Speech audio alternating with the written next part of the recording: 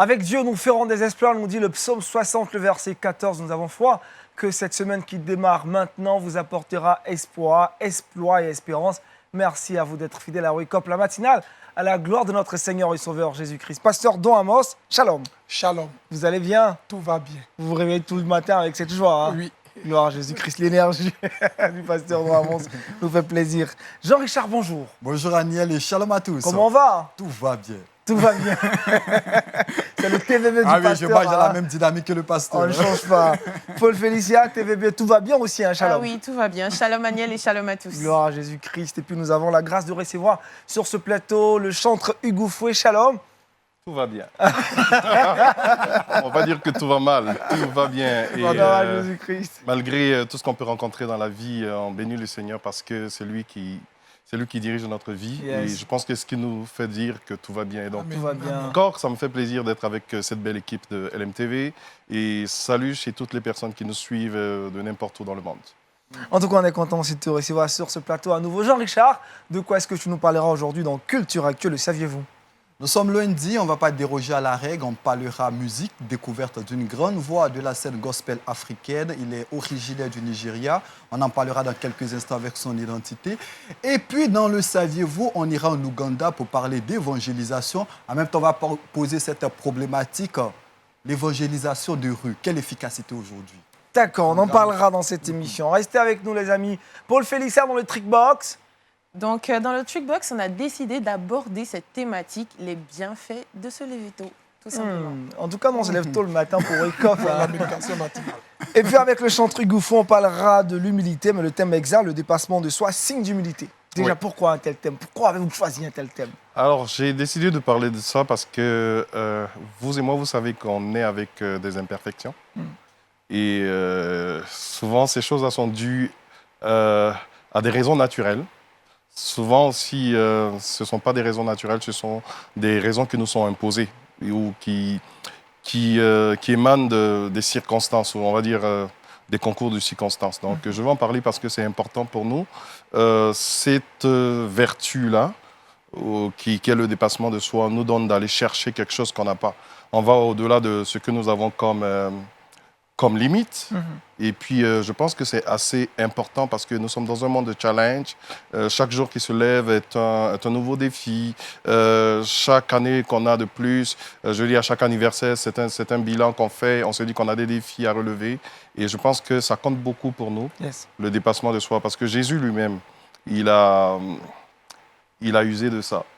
La Bible dit qu'il a laissé sa propre gloire, il a laissé sa majesté, il a laissé son confort qu'il avait dans le ciel pour dire « Je viens mourir pour des personnes qui sont pécheurs. Et si je n'ai pas donné ma vie, ces personnes n'auront pas, elles aussi, la vie. » Donc, il a fallu que Jésus use de dépassement de soi. Pour moi, c'est important et c'est la clé de la vie.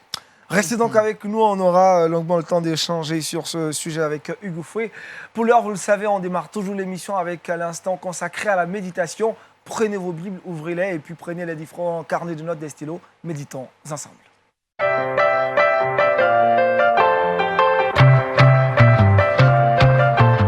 Ce matin, avec le pasteur Don Amos, l'exhortation a pour thème la prière du lépreux. Oui, la prière du lépreux. Allez-y, pasteur. Merci. Je voudrais donc, à partir du texte tiré de Marc chapitre 1, Marc chapitre 1, le verset 40 à 45. Je lis pour vous. Un lépreux vint à lui et se jetant à genoux, lui dit d'un ton suppliant, « Si tu le veux, tu peux me rendre pur. » Jésus, ému de compassion, étendit la main, le toucha et dit, « Je le veux, sois pur. » Aussitôt, la lèpre le quitta et il fut purifié. Jésus le renvoya sur le chemin avec de sévères recommandations et lui dit, « Garde-toi de rien dire à personne, mais va te montrer au sacrificateur et offre pour ta purification ce que Moïse a prescrit, afin que cela leur serve de témoignage. » Mais cet homme s'en alla, se mit à publier ouvertement la chose et à divulguer, de sorte que Jésus ne pouvait plus entrer publiquement dans une ville et se tenait dehors dans des lieux déserts et l'on venait à lui de partout. Amen. Amen. Je voudrais partager avec vous ce matin 2 grandes vérités. La première vérité, ce serait les caractéristiques d'une prière efficace du lépreux. Les caractéristiques d'une prière efficace du lépreux. Il y a 3 éléments fondamentaux dans cette prière qui, moi, personnellement, a retenu mon attention. Le premier élément, c'est l'humilité et le respect que ce lépreux avait pour Jésus. La Bible dit que l'humilité précède la gloire.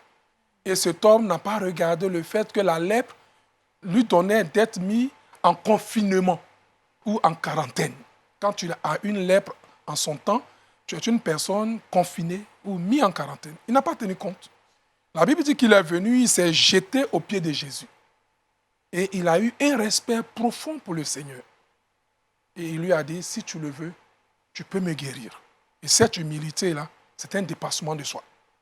La deuxième chose qui m'a marqué, c'est le fait qu'il avait la foi. Dans sa prière, il avait la foi et dit au Seigneur, si tu le veux, tu peux me rendre pur. Ça veut dire quoi? Ça veut dire qu'il sait que c'est le Seigneur seul qui peut rendre pur, le Seigneur seul qui peut guérir, et que c'est sa volonté qui émane, c'est sa volonté qui est la chose à rechercher. Et Jésus dit, oui, je le veux, sois pur. La troisième chose, à côté de le fait qu'il était humble, respectueux vis-à-vis de Jésus et avait la foi, c'est le fait qu'il était concis et précis. Une prière, ce n'est pas trop le vacarme, ce n'est pas trop le bavardage, c'est de dire ce que tu veux. Ce que tu veux, si cela est conforme à la volonté de Dieu, Dieu va te répondre. Donc, ce n'est pas de multiplier les paroles qui intéressent le Seigneur, mais c'est de dire l'essentiel, dit, Seigneur, si tu le veux, tu peux me rendre pur. Voici sa prière. Précis, concis. Le deuxième élément que je voudrais partager, donc la deuxième grande vérité, c'est la révélation que cet homme, ce lépreux, fait de Jésus. J'en ai sorti 5.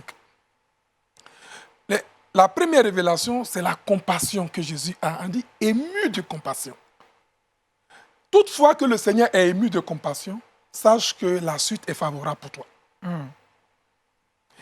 Ému de compassion. Le Seigneur est ému de compassion. Et je souhaiterais que chacun de nous comprenne que son voisin, sa voisine, un ami, un parent a besoin d'une compassion, a besoin d'être aimé, a besoin de se sentir écouté. Et cet homme était content que le Seigneur soit ému de compassion pour lui. Deuxième chose, ou deuxième révélation, c'est le fait que le Seigneur est ému de compassion. Il touche le lépreux. Est-ce que c'est possible qu'on puisse toucher quelqu'un pendant qu'on parlait en son temps de confinement, de telle maladie, de telle... Il y a des maladies, tout le monde t'abandonne. Je connais l'histoire de Job avec sa femme. Sa femme lui a dit, mais maudit Dieu et meurs, parce que ton état ne mérite pas d'être soutenu. Pratiquement tes amis, tes parents t'ont abandonné. Mais le Seigneur peut encore te toucher. Le Seigneur est ému de compassion pour toi. Il peut te toucher. Troisième élément ou troisième révélation, c'est le fait que non seulement il est ému de compassion, il touche, mais il guérit. Il guérit le lépreux. La guérison ne se trouve nulle part qu'en Jésus-Christ. Il a tout pouvoir dans le ciel et sur la terre pour guérir, quelle que soit la maladie. Quelle que soit l'année de la maladie. Je me souviens d'un paralytique, 38 ans de paralysie, mais il a guéri.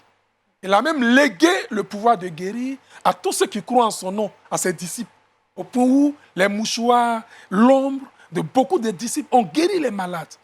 Mon frère, le Seigneur peut te guérir. Amen. Il peut te guérir parce qu'il est ému de compassion pour toi.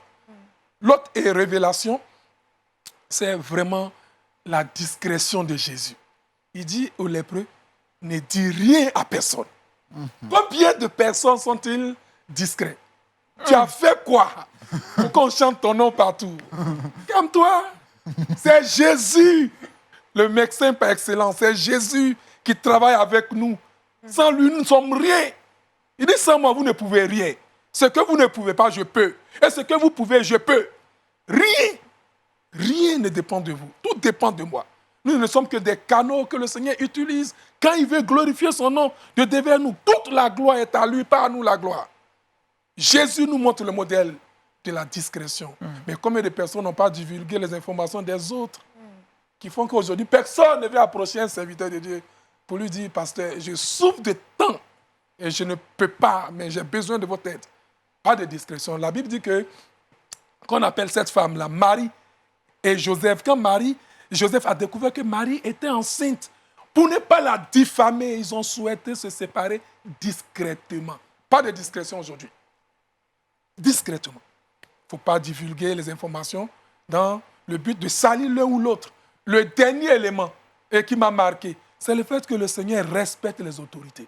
Il dit, va, montre-toi au sacrificateur pour que cela serve de témoignage de ta guérison. Offre l'offrande qu'il faut. Le respect de l'autorité. Respectons les autorités, que ce soit parentales, ecclésiastiques, administratives, militaires. Sur tous les plans, tous ceux qui sont élevés en dignité, ils méritent d'être respectés. Combien de serviteurs sont-ils respectés dans leur communauté? Combien de pères sont respectés par les enfants? Combien d'administrateurs, de politiciens sont-ils respectés quand ils sont élevés en dignité? Ce matin, je voudrais t'interpeller pour dire juste ceci. Si personne ne peut te toucher, sache que le Seigneur peut te toucher. Amen. Si personne ne t'aime, le Seigneur a de la compassion pour toi. Il peut te relever, il peut te guérir. Mais sois simplement humble. Sois vraiment humble. Sois humble, descends jusqu'à ses pieds. Quitte ton autorité, quitte ta position, ton orgueil, ta personnalité. Descends au pied de Jésus. Ne regarde pas les hommes, ne regarde pas et tous ceux qui sont autour. L'essentiel, c'est Jésus. Que Dieu soit avec vous et qu'il vous bénisse, qu'il vous fortifie et que vous sachiez qu'il a la réponse à votre besoin. Au nom de Jésus. Amen. Amen. Amen. Merci, pasteur. La prière du lépreux, une prière qui nous révèle beaucoup de vérité. Hugo Fouet, un mot sur cette prière, finalement, avec beaucoup de caractéristiques. Oh, je suis tellement béni par les échanges que nous avons avec le pasteur maintenant. Ce qui retient mon attention, c'est un peu ce que le pasteur vous avait dit à la fin. Le Seigneur avait fait un modèle, il a montré la discrétion, mais au-delà de ça, il a donné des instructions claires. Et apparemment, moi, quand je mets je lis de façon superficielle, quand je mets les deux notions ensemble, c'est comme si c'était contradictoire. Donc, je me rends compte que Dieu dit une chose, Jésus dit une chose et il dit son contraire. Mais en réalité, qu'est-ce qu'on retient quand on a l'Esprit de Dieu? On retient tout simplement que le Seigneur donne des précisions. Il ne dit pas va et fais n'importe quoi, mais il nous dit exactement ce qu'il faut faire. Il lui a dit reste discret, ça veut dire ne va pas dire à n'importe qui que tu as été guéri, mais il y a des personnes à qui tu dois t'adresser pour dire que je suis guéri. C'est la même chose pour notre témoignage. Il y a des personnes qui ont besoin de notre témoignage. Il y a des personnes, par contre, qui n'ont pas besoin de notre témoignage, tout simplement parce qu'on va s'attirer des combats inutiles. On va annoncer à la mauvaise personne qu'on a été guéri, par exemple. Et cette personne qui va peut-être, faire redoubler d'efforts encore pour nous tirer en arrière. Mais le Seigneur lui a dit, va et présente-toi au sacrificateur. C'était la bonne personne. C'est la personne qui pouvait, comme on dit, sécuriser le témoignage. C'est la personne qui pouvait attester de ce que Jésus a fait dans sa vie. Donc, moi, ça me fait beaucoup de bien. On est tous bénis. Pasteur, on va revenir un peu sur les caractéristiques du lépreux. Humble, respectueux, il avait la foi, mais vous avez dit une chose importante, sa prière était précise et concise. Oui. Pensez-vous aujourd'hui qu'on fait beaucoup de bavardage à l'église? Oh, beaucoup de bavardage. Et quelquefois, même on se répète. Seigneur, Seigneur, Seigneur, Seigneur. Et puis après. C'est l'insistance, pasteur. Oui, quelle assistance? Mais vas-y à l'essentiel. Quel problème? Pasteur, la Bible nous dit dans le livre de 1 Thessaloniciens que nous devons prier sans cesse. Il n'a pas dit de bavarder. Prier, c'est faire connaître ses besoins. C'est vrai. Faire connaître. Une bonne prière, elle est précise, concise. Et le Seigneur intervient. Mais alors, où vous placez le parler en langue? Parce que généralement, on dit, quand on ne sait pas ce qu'il faut dire, on doit parler en langue. Ah non, c'est pas juste. C'est pas quand on ne sait pas ce qu'on doit dire qu'on doit parler en langue. Parce que le parler en langue même est une langue que Dieu comprend. Donc, tu sais ce que tu dis. Et Dieu sait ce que tu dis. Ouais. Ouais. Et moi, je veux vraiment appuyer ce que le pasteur a dit parce que le parler en langue, non, c'est poussé par l'Esprit de Dieu. Et la personne qui est en train de parler en langue, spirituellement, sait ce qu'il dit. C'est-à-dire que quand tu te mets dans un combat, des défis à relever, par exemple, que ton entreprise est tombée et tout ça, tu as prié, tu as dit toutes les belles paroles que tu sais ou que, je veux dire, les formules de prière qu'on t'a montrées dans les livres de combat et tout ça, mais que ça ne marche pas, l'Esprit de Dieu te dit, mais commence à parler en langue. C'est un code. C'est-à-dire que les mauvais esprits ne comprennent pas. Ils ne peuvent pas. Mais je dis, toi qui es concerné, il tu sais connaît. de quoi... Oui, et ça marche vraiment. Je me rappelle, il y a un frère en Christ qui me disait, mais tu sais, ce genre de combat-là, on parle en langue. Quand tu parles, Il lui, il était ne comprend certain pas. de ça. Voilà. Et j'ai essayé, ça marchait. Tu parles en langue, mais ça dit, tu sais vraiment ce que tu veux. Tu sais ce que tu vas chercher. Comment sortir de ce bruit, pasteur, pour arriver à la précision? Parce qu'on pense prier pendant 1 heure, 2 heures pour le même sujet, on est plus efficace quand on est précis et concis. Donc, il faut être précis et concis. Mais comment sortir de cette mentalité? Une réponse Parce que précise et concise. Comment le pas que chrétien ce soit moderne, ambigu. le chrétien de ce 21e siècle peut sortir de cette mentalité? En connaissant la parole, en prenant Dieu au mot. Le lépreux dit, si tu veux, tu peux me guérir. Or, Jésus dit, tout pouvoir m'a été donné dans le ciel et sur la terre. Il dit, c'est moi qui pardonne les péchés et j'ai le pouvoir de guérir les malades. Prends ton lit et marche. Amen. Il sait. C'est pour ça qu'il a dit, si tu veux. Amen. Et pasteur, si tu peux m'aider Vas-y. d'ajouter, comment arriver à être précis et concis? Précis et concis. Je pense qu'on ne va pas chercher loin. La vérité de son cœur. Qu'est-ce que tu penses de celui à qui tu es en train de parler? Le lépreux, il savait à qui il parlait. Il a dit, si tu veux, tu peux me rendre pur. Vous connaissez le pouvoir de Il celui qui savait, l'a il fait. savait que c'est une question de volonté pour Jésus. Mais il n'a pas dit que, Jésus en dit que, bon, c'est toi, c'est ci, c'est ça, mais ben voilà. Ou bien il n'a pas dit que, oh, le guérisseur par excellence. Non, non. Il a dit, si tu veux, parce que il y a eu un contact entre lui et Jésus. Et Jésus. Donc, quand on s'approche du Seigneur, c'est venu avec la pureté de son cœur. Si tu es un gars, je dis, qui ne sait pas parler le français, ou bien, je veux dire, qui n'est pas là à l'école, mais parle selon comme tu peux t'exprimer et comme tu comprends ce que tu dis d'abord et que tu es sûr que le Seigneur te comprenne. Dans certains cas, nos prières avec une introduction, Seigneur, le majestueux, le Tout-Puissant, bon. cache nos faiblesses. Yes. Cache nos faiblesses. C'est-à-dire qu'en réalité, nous ne sommes pas prêts à affronter. Et donc, il faut faire l'éloge du Seigneur. Le placer là où il faut le placer. Se mettre en arrière. Pasteur, mais Être pourquoi? sûr. C'est quoi finalement cette image-là? C'est la peur. Non, mais- C'est la peur de quoi? Moi, Non, moi, je- savoir, vas-y, la vas-y. peur de quoi? Pasteur me dit c'est quoi? C'est la peur de quoi finalement? Parce La que peur ce du n'est pas sujet. ceux qui seraient exaucés. Non, mais pasteur, pasteur, moi Il j'ai faut une le faire, on adore préoccupation. Dieu, papa. Parce qu'on nous dit comme ça. Il faut bien adorer. Il faut adorer le Dans Seigneur. notre Le Père, dans Seigneur. notre Père, dans notre Père. C'est pas de ça que le pasteur C'est parle. pas de ça que je parle. Moi, je ne parle pas de ça. Mais je parle du fait que tu sais bien que le Seigneur peut. Et toi, tu essaies. Il ne faut pas essayer. Regardez ce que dit l'auteur aux Hébreux. Le chapitre 11, le verset 1, le verset 6 dit « La foi est une ferme assurance. Je suis sûr. » Et puis une démonstration. La foi n'est pas seulement une ferme assurance, mais la suite, c'est qu'il faut démontrer. Comment tu démontres ta foi?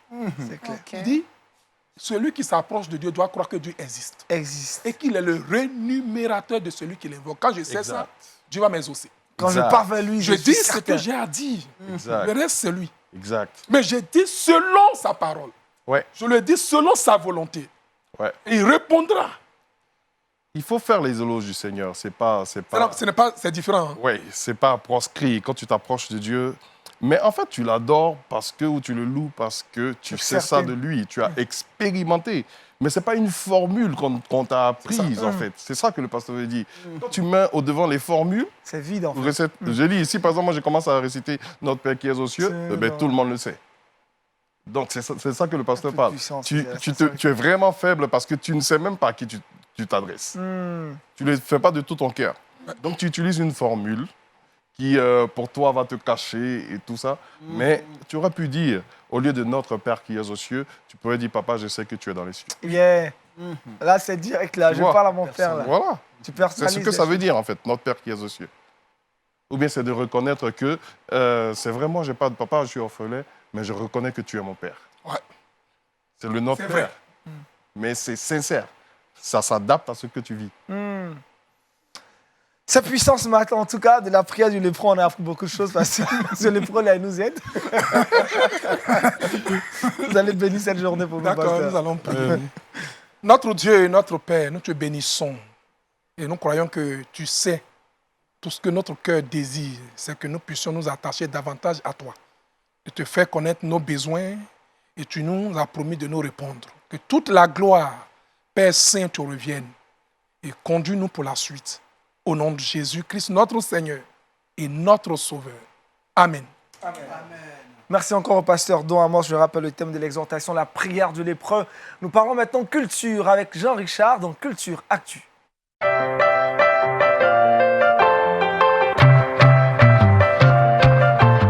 Jean-Richard, ce jour, musique. Effectivement, merci Aniel. Nos lundis, nous les consacrons à la musique, à la découverte de grandes voix de la scène gospel Made in Africa. Et aujourd'hui, on a décidé de prendre nos pieds-à-terre du côté du Nigeria, un pays qui s'illustre par son gospel. On connaît de grandes voix du côté du Nigeria, notamment Sinach, Ada. On ne présente plus les grandes voix. Mais aujourd'hui, j'ai décidé de présenter un artiste qui s'illustre assez bien du côté du Nigeria, mais qui est très peu connu sous nos tropiques. Et pourtant, il est considéré aujourd'hui par plusieurs puristes de la chose musicale gospel comme l'un des artistes qui porte à bout de bras le gospel made in Nigeria. Son nom, c'est Eben ou Iben, par rapport à sa situation linguistique. C'est un artiste, je l'ai dit, peut-être que vous ne le connaissez pas, vous le voyez par moments sur la playlist de Lumière du Monde en télévision, mais je vais proposer à travers cette présentation cet artiste dans votre playlist, essayer de bousculer vos habitudes musicales. Et pour la petite histoire, il faut savoir que Eben est né le 9 septembre 1969. Son nom à l'état civil, c'est Emmanuel Benjamin. Il est né à Lagos, notamment au Nigeria. Il est le cinquième d'une famille de 6 enfants. Il est issu d'une famille chrétienne. C'est en 1997 qu'il entame sa carrière musicale. Il flotte notamment avec la musique rap, la musique rock. Mais c'est 10 ans plus tard, soit en 2007, qu'il sortira son premier album, On the Rock, sur le rocher. Un album qui va le positionner assez confortablement dans le cœur de plusieurs mélomanes du côté du Nigeria. En 2010, il récidive avec un phénomène. En 2013, ça sera une année assez déterminante dans sa carrière. Il sort l'album Justifié. Et la même année, il se mariera. Et la même année, il sera gratifié notamment de plusieurs prix du côté du Nigeria. Notamment, il remporte le prix de la meilleure chanson de l'Afrique de l'Ouest aux Africa Gospel en musique. Il remportera plusieurs prix du côté de la Grande-Bretagne, notamment meilleur artiste masculin aux Africa Gospel Music Awards. Il sera meilleur artiste masculin au National Gospel Award du Nigeria. Et avec cette carrure, eh bien, Eben va poursuivre sa carrière. En 2017, il sort l'album Victoire. En 2019, il sort Agrandi. Et puis là, de cela, quelques semaines, son actualité est marquée par le titre No One Like You, qui fait son actualité, un album qu'il a réalisé avec la collaboration très appréciable de Nathanaël Bassi, qu'on affectionne également. Aujourd'hui, je tenais à présenter Eben à toutes les personnes qui nous regardent pour que vous puissiez l'introduire dans votre playlist. J'ai préparé un petit medley pour toutes les personnes qui nous regardent pour voir la qualité non seulement de cet artiste. Regardons ensemble. Oh là.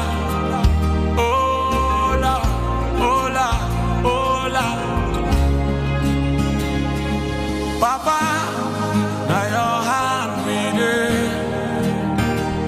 Now you we dey look up to. Oh Papa, now your hand we dey. Now you we dey look up to. At the center of it all, it's you that I see. It's you that I see. Jesus only. Lift those hands wherever you are. At the center of it all, should I see? Only you, Jesus. All the days of my life I praise you. Everything that I have now you gave to me, Baba. Lord, I say for your love I'm grateful. Yes, you love me plenty, you came to die for me. Jehovah Rapha, Jehovah Nissi, I am that I am. Ooh. Oh, yes, Lion of Judah, you're the man, the man, the man. God has given me victory. He has given me victory. He has given me victory. God has given me victory. God has given me victory. He has given me victory. He has given me victory. Hallelujah. You're not a man, oh. You're not a man, oh. You're the God of everything. No one like you. No one like you, Jesus. No one like you. No one like you. Who is it? No one like you. Jean-Richard, en tout cas, on est tous sublimés par la voix de Ah oui, cet grande voix de la artiste, scène Ayben. musicale. Il s'illustre comme la génération montante, avec une voix puissante, une adoration qui rassure. Eh bien, je tenais, pourquoi pas, à proposer cet artiste à toutes les personnes qui nous font l'amitié de nous suivre en ce matin. On prend la vie à chaud de Hugues, c'est son collègue. Hein. Oh, je suis vraiment béni par cet homme de Dieu. Moi, j'avais plutôt retenu No One Like You. J'avais vraiment pas fait attention à qui chantait le chant, je l'aimais juste. Et puis là, ce petit moment de présentation avec Jean-Richard, ça m'a encore ouvert les yeux. Et puis, je ne vais vraiment pas me faire prier à écouter davantage les choses. Je l'ai vu aussi une fois où il était en présentation avec le pasteur Oyakilome. C'est ça. Il avait chanté God has given me the victory. Et ça m'avait vraiment touché, voir comment le peuple... Et puis, c'est des chansons qu'on aime mettre aussi dans nos temps de louange. Je suis vraiment béni. Merci beaucoup. Hein. Merci pour On cette fait une présentation. ouverture, Hugues. C'est vrai qu'on ne parle pas aujourd'hui de musique, mais c'est quoi déjà ton avis sur le gospel nigérian, d'une manière générale? Moi, j'acclame d'abord le travail qui est fait au niveau du gospel nigérien. Je trouve que les gens s'y mettent beaucoup plus que nous ici. Je parle de la Côte d'Ivoire, mon pays. Au Nigeria, on a beaucoup de labels. On a des chantres qui se donnent la main. On a des acteurs qui se donnent la main pour que le gospel puisse arriver à un certain niveau. Et c'est déplorable de ne pas voir cela ici en Côte d'Ivoire. Je fais juste une comparaison parce que tu ne me l'as pas demandé, mais c'est mon avis. Et j'ai vraiment de très bonnes impressions sur la musique gospel au Nigeria. Yeah. Jean-Richard, chose à savoir sur l'artiste Juste rappeler aux uns aux autres que Ayben est là, il fait partie des étoiles montantes de la musique chrétienne. Insérez-le pourquoi pas dans votre playlist. Merci Jean-Richard. C'est fait hein, pour Oui, Hugues, moi, déjà. c'est fait. Le pasteur, c'est clair que quand on finira l'émission, il va commencer à se connaître. Ou bien pasteur? Vous ne pouvez pas dire non. Hein? Ouais, non, je ne peux pas dire non. Merci encore à Jean-Richard. Nous allons maintenant parler du dépassement de soi, signe d'humilité. C'est notre entretien avec l'invité du Wake Up.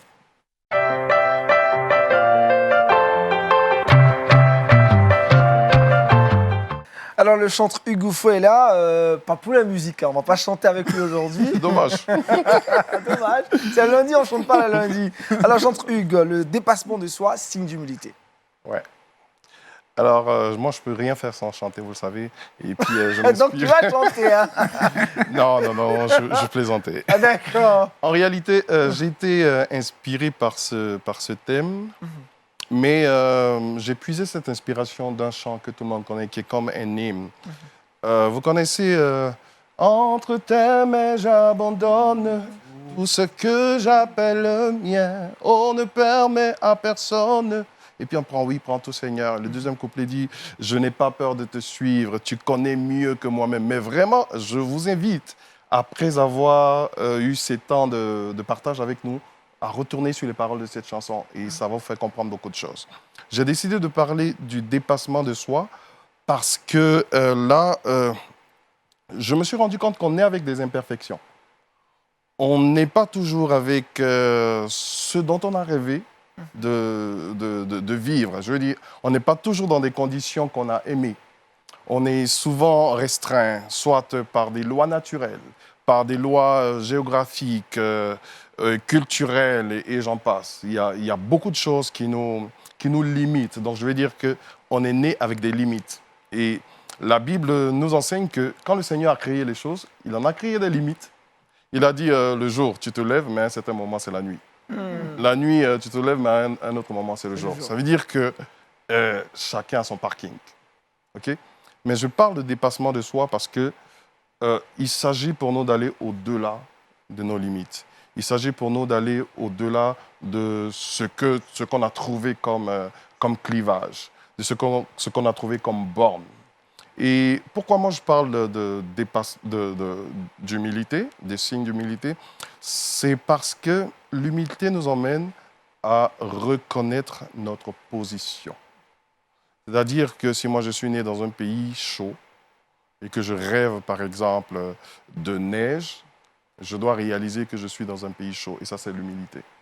Si je suis né par exemple avec des handicaps, comme je ne sais pas, je bégaye, okay, ou bien que je ne sais pas parler, ou bien je suis timide,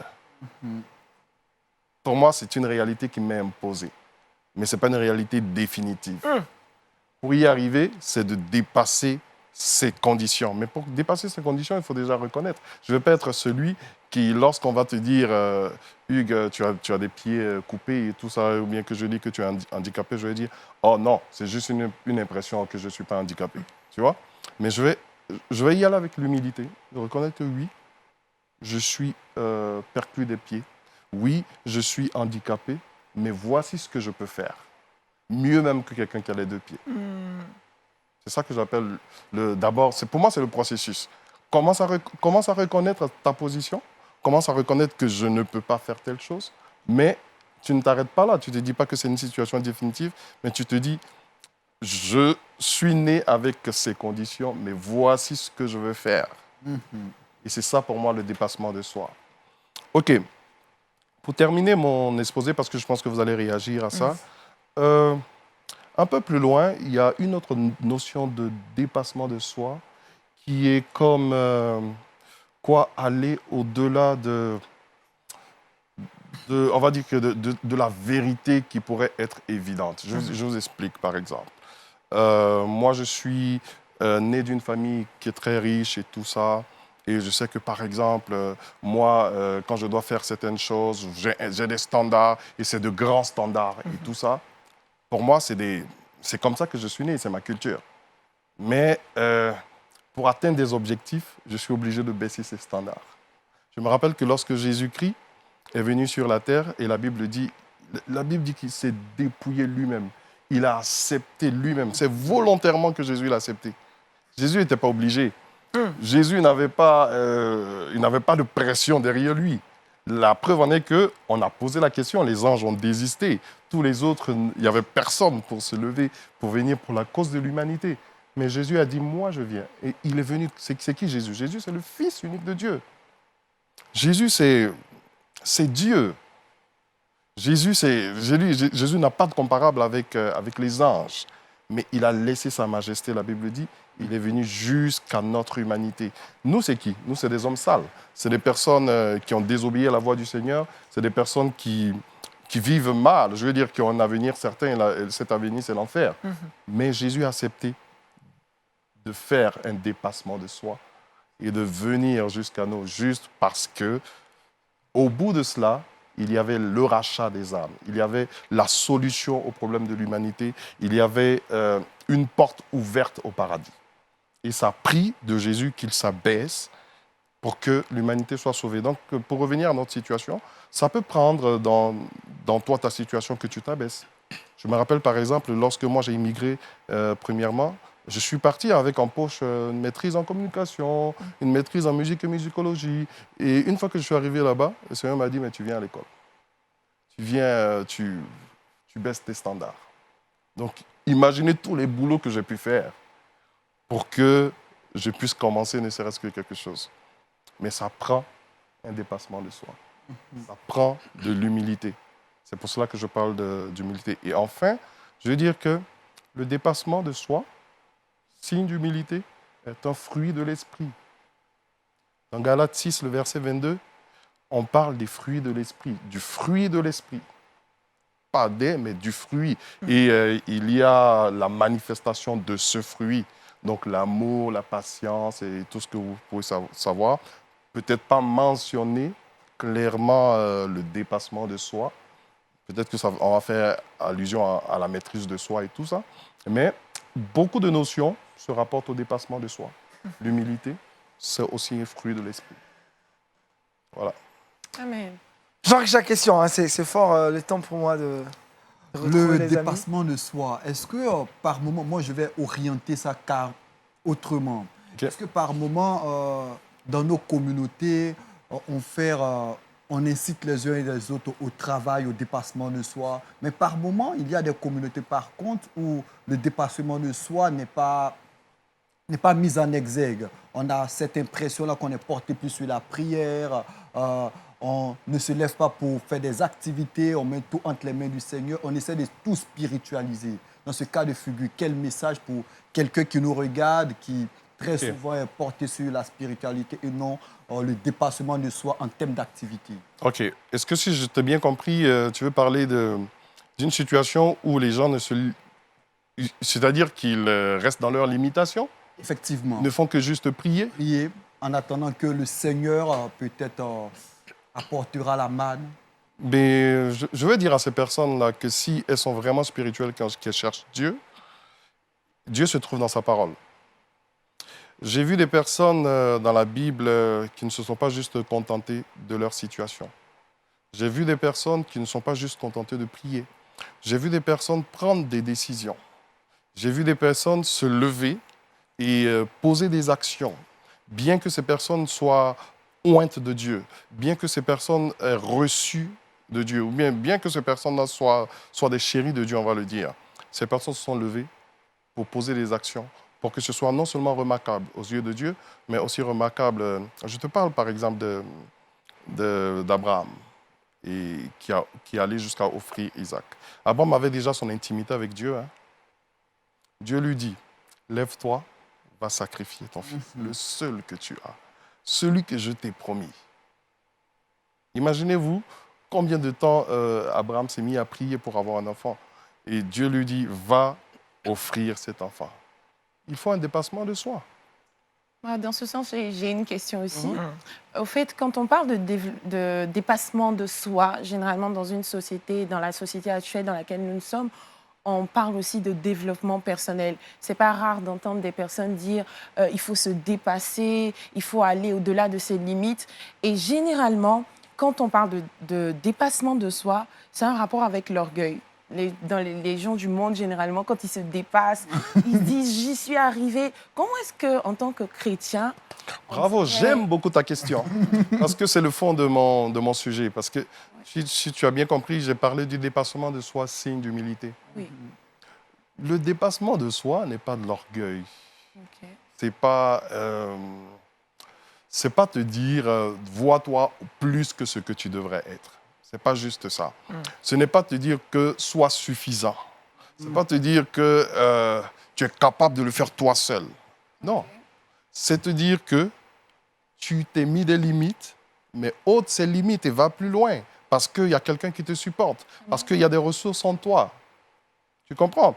Donc, pour moi qui vais faire un dépassement de soi, c'est d'abord reconnaître que je ne suis pas capable et que je puis tout par celui qui me fortifie.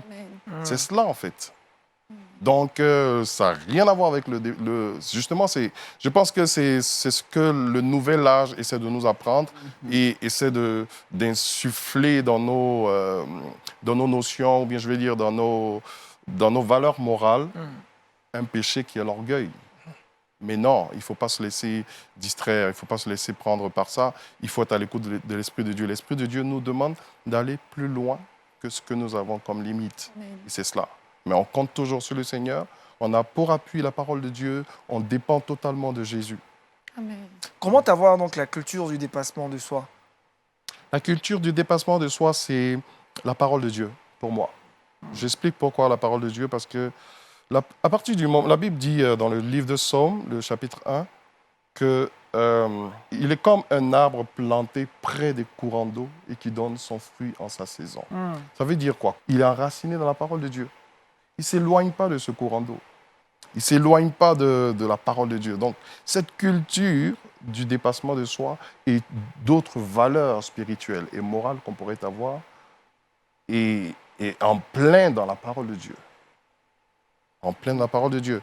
La méditation, les études bibliques, je veux dire, aller chercher les enseignements. Aujourd'hui, on n'a vraiment pas de raison de ne pas boire à la source de la parole de Dieu parce que quand on ouvre nos fichiers Internet, quand on ouvre notre ordinateur, notre téléphone, on a partout des enseignements qui peuvent nous motiver, mais vraiment qui peuvent nous enseigner bibliquement, qui peuvent nous montrer le droit chemin.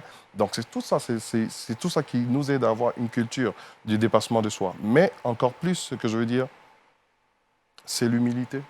Il faut apprendre à se réaliser que ben voilà, je suis incapable, je suis né comme ça. Rappelle-toi de là où tu étais et du chemin que tu as parcouru. Et juste rappelle-toi de ça et tu verras que tu as raison d'être humble. Raison d'être humble. Pasteur Don Amos. Je suis profondément touché. Je suis profondément touché parce que je me souviens dans les années 1989-90, quand on s'est converti à Christ, ils nous ont vraiment limité. Ceux qui nous ont encadrés, ils ont dit que fais attention, c'est de l'orgueil, il ne faut pas faire ça. Moi, j'étais un grand handballeur. Du handball. Et monsieur converti m'a dit tout ça, il faut laisser, c'est pas bon, écoute, c'est pas bien, il ne fallait pas faire le sport est diabolique. Oh là, mais on n'avait pas encore lu les Écritures, il fallait être conduit. Mais j'ai été frappé par 2 exemples dans la Bible. Il a dit tout à l'heure, je reviendrai là-dessus. Regardez Moïse, il est égyptien. Il vit dans un palais. Quand il se rend compte de son identité, il descend jusqu'en dans la boue. Oui. Il dit, je préfère être esclave que de m'asseoir là pour jouir du péché. C'est ça aussi un dépassement de soi. Amen. Reconnaître son identité, que je suis limité, que je ne peux pas et qu'on puisse m'aider. Il y en a qui ne veulent pas apprendre auprès de certaines personnes. Il l'a dit tout à l'heure quand il parlait de la musique. Mais d'association, c'est aussi un dépassement de soi. Oui. Mais d'association. Et il y a quelque chose qui m'a marqué dans le même livre, là, dans Marc chapitre 2. 4 personnes qui ont transporté un boiteux jusqu'à Jésus.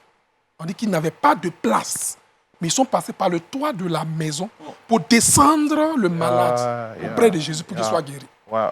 Quelle image. Vous voyez combien de fois on a besoin de se dépasser. Yeah. Et si tu penses que tu vas prier sans aller vers là où la guérison est, tu ne seras jamais guéri. C'est bon de prier, mais il va aussi te soigner. Il va faire les examens. Et tu verras comment tu seras guéri d'une manière extraordinaire. Donc on a besoin tous de se dépasser un peu. Oui. Là où nous sommes capables d'aller plus loin, il faut aller plus loin. Et il faut le faire. Et c'est lui qui dit, dans sa parole, il crée en nous le vouloir. Et le faire selon son bon plaisir. Donc il est bon, quelquefois, d'aller plus loin. Je peux encore aller loin. Vas-y.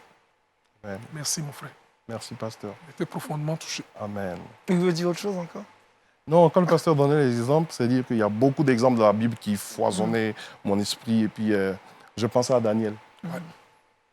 Daniel, en fait, on n'a pas vraiment parlé de ça. Mais Daniel, c'était pas n'importe qui. Daniel avait été instruit. Vraiment instruit. Il était d'une famille, comme on va dire ici, si on veut le comparer à notre époque, on allait dire que Daniel avait fait comme l'université, comme les Harvard et tout ça, et puis les grandes universités. Mais je veux dire qu'il avait l'instruction, Daniel. Mais quand Daniel s'est retrouvé en captivité, Daniel a dit qu'il ne va pas se laisser souiller avec les mets du roi. Daniel a décidé de descendre. Il a baissé ses standards pour que la gloire de Dieu soit vue au travers de lui et puis de ses compagnons. Mais nous savons tous combien cette histoire de Daniel nous inspire. Combien de fois, ces histoires-là nous rapprochent de Dieu dans un élan de sainteté, de vie de sanctification et de consécration. Et moi, je pense que c'est bien à souligner parce que c'est aussi cela, un dépassement de soi. En tout cas, on est bénis. Hein. Nous, on n'a plus rien à dire. On veut mettre fin à l'émission en même temps, aller prier. Alors, on va Allez se dépasser. Voilà, pour laisser dépasser. On va se dépasser. On va laisser dépasser. Commençons par se dépasser ici. On va se dépasser tout à l'heure. Et Félix, elle va nous dépasser certainement. Elle va se dépasser aussi. Oui, dépasse-toi. C'est mon Electric maintenant.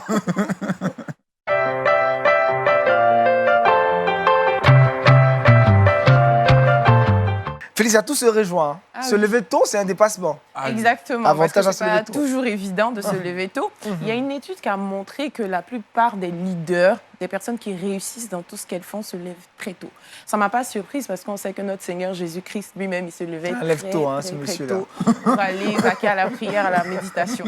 Mais on doit se l'avouer, hein. Soyons sincères. Est-ce que se lever tôt, c'est toujours évident? Ah, pas Non. toujours très évident. Ouais. Le lit, là, ça Voilà. me rappelle. Quand on a accumulé la fatigue la veille, Il faut faire un dépassement de soi. Comme il a dit, il faut se dépasser.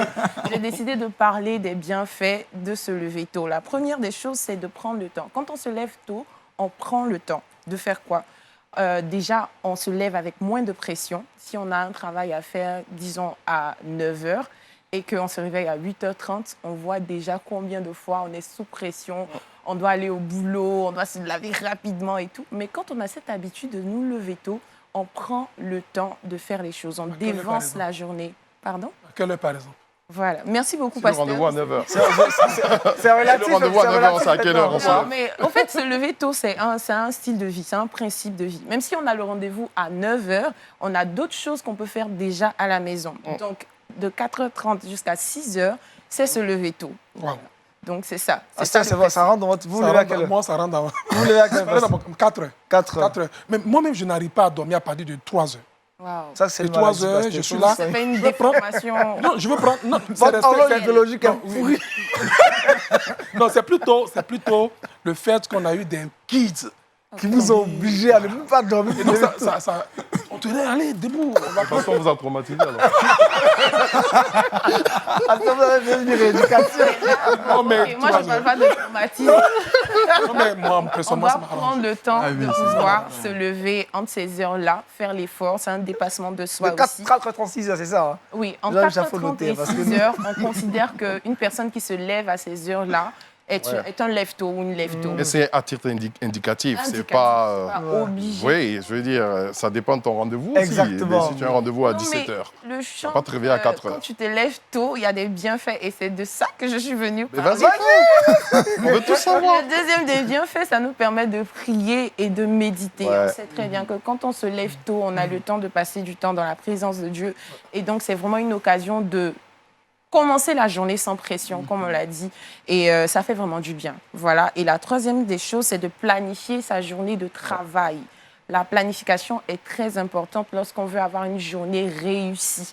Donc, si on n'a rien planifié et qu'on doit, par exemple, venir faire un travail important, une réunion, et qu'on n'a rien préparé la veille, le temps de se lever tôt, on peut quand même revoir ses notes et puis on sera quand même assez efficace. Voilà. Merci Paul, en tout cas c'est un dépassement de soi, on fait le wake-up tous les matins, on se lève tôt, hein, madame. On est venu tôt ce matin à l'émission. Hein. Merci. On va retrouver Jean-Richard dans le dernier virage de cette émission, dans le Saviez-vous?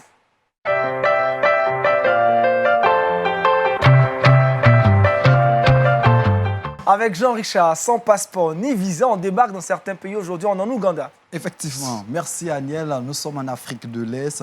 C'est un pays avec 82% de chrétiens, 41 millions d'habitants. Et selon quelques estimations du Conseil national de recherche scientifique en France, ou encore de l'Institut Barna, de Pew Research, de plusieurs institutions chrétiennes, il y aurait 3 milliards de chrétiens dans le monde. 3 milliards de sur les chrétiens 7 dans le milliards. monde, soit un tiers de la population mondiale. Je donne ce chiffre pour parler d'un sujet qui est l'évangélisation de rue.